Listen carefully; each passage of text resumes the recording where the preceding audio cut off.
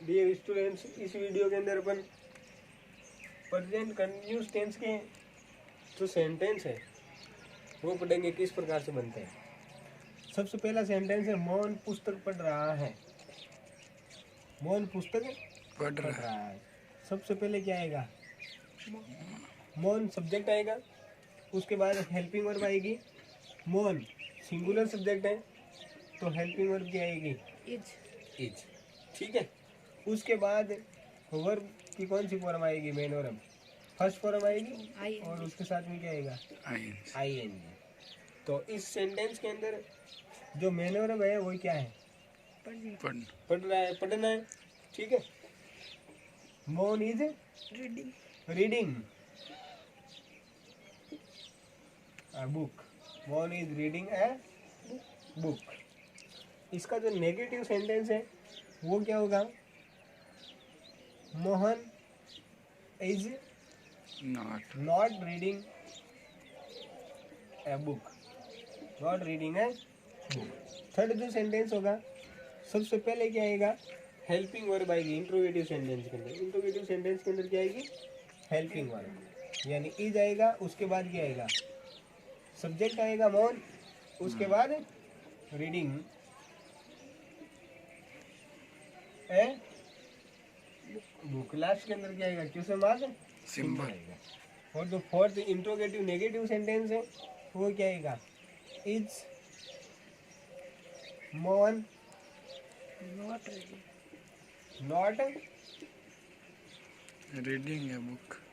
Reading a book. इस प्रकार से ज़्यादा ये डिफिकल्ट और ज़्यादा इसके अंदर कोई रूल नहीं है, बहुत इजी है ये। ठीक है। उसके बाद में देखो, सीता खाना पका रही है।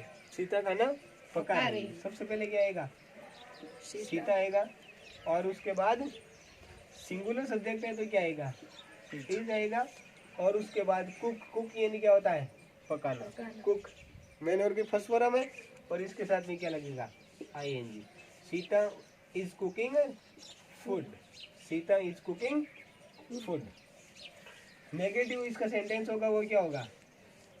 Sita is not cooking food. Sita is not cooking food. जो थर्ड इंट्रोगेटिव सेंटेंस होगा, सबसे पहले क्या आएगा? कोई helping verb. Is Sita cooking food. Is Sita cooking food. और उसके बाद इंट्रोगेटिव जो नेगेटिव सेंटेंस होगा, सबसे पहले क्या आएगा? इज। और उसके बाद में सीता। और उसके बाद क्या आएगा? नॉट। और उसके बाद में कुकिंग फूड। तो इस प्रकार से आपको इस टेंस के प्रेजेंट कंटिन्यूअस टेंस के सेंटेंस बनाना है। ठीक है। ये दो सेंटेंस में इसकी फर्स्ट जो सेंटेंस है अफर्मेटिव सेंटेंस वो मैं बता देता हूँ, और नेगेटिव इंट्रोगेटिव और इंट्रोगेटिव नेगेटिव आपको बनाना है। ठीक है। उसके बाद देखो, मैं अंग्रेजी पढ़ रहा हूँ। आई, और आई के साथ में कौन सी हेल्पिंग वर्ब का यूज होगा? एम का। I am.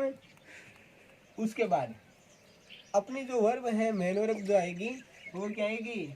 पढ़ रहा, यानी क्या है? पढ़ना। ठीक है। तो क्या आएगा? रीडिंग। और उसके बाद इंग्लिश। इसी प्रकार से एज इट इज ये तीनों सेंटेंस बनाने हैं। ठीक है। क्योंकि ज़्यादा डिफिकल्ट है नहीं और इनकी ट्राई आपको करनी है।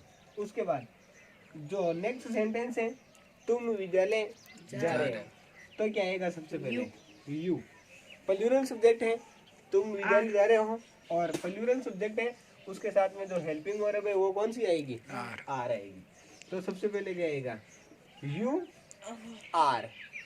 और जाना गो मेन वर्ब की फर्स्ट फॉर्म है और इसके साथ में क्या लगेगा? ING. You are going to school. You are going to school.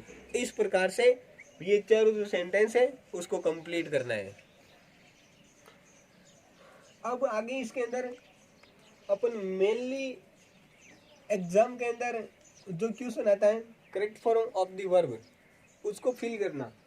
और उसको फील करने के लिए इस टेंस की कुछ जो एडवर्ब्स हैं, एडवर्ब्स को याद करनी होगी। सबसे पहले इसके अंदर किसी भी सेंटेंस के अंदर यदि इन वर्ड में से कोई भी वर्ड होता है तो वे प्रेजेंट कंटिन्यूअस टेंस का सेंटेंस होगा। कौन से टेंस का सेंटेंस होगा? Present continuous tense. तो इफ इन एनी सेंटेंस, यदि किसी सेंटेंस के अंदर still, in the present time, at this time, at this moment, nowadays, these days, now, today, at present आदि यदि वर्ड्स आते हैं तो वे कौन सा टेंस होगा? प्रेजेंट कंटिन्यूअस टेंस होगा। कौन सा?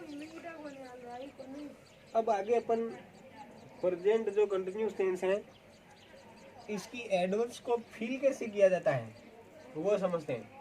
मेन एग्जाम के अंदर यही चीज काम आती है, ठीक है? Yes sir.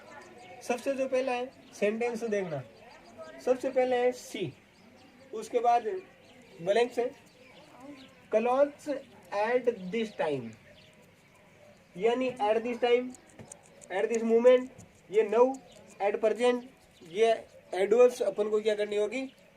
याद करनी होगी। तो सबसे पहले देखना है अपन को सब्जेक्ट जो है वो क्या है?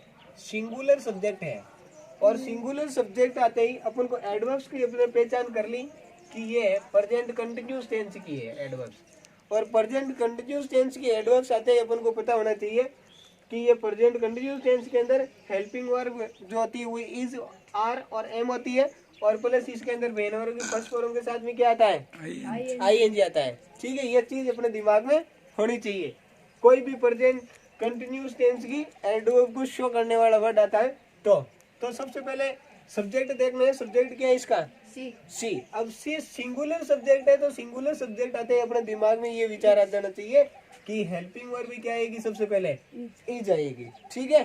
तो सबसे पहले हेल्पिंग वर्ब क्लियर, तो सी इज, और उसके बाद में कोष्टक में जो वर्ब दी हुई है वो क्या है? वास, यानी वास वर्ब आएगी और उसके साथ भी क्या आएगा? आईएनजी आएगा, ठीक है? तो ये she is washing clothes at this time, at this time यानी प्रेजेंट टाइम के अंदर। उसके बाद माई मदर, सेकंड जो सेंटेंस है माई मदर, माई मदर भी क्या है? सिंगुलर सब्जेक्ट है।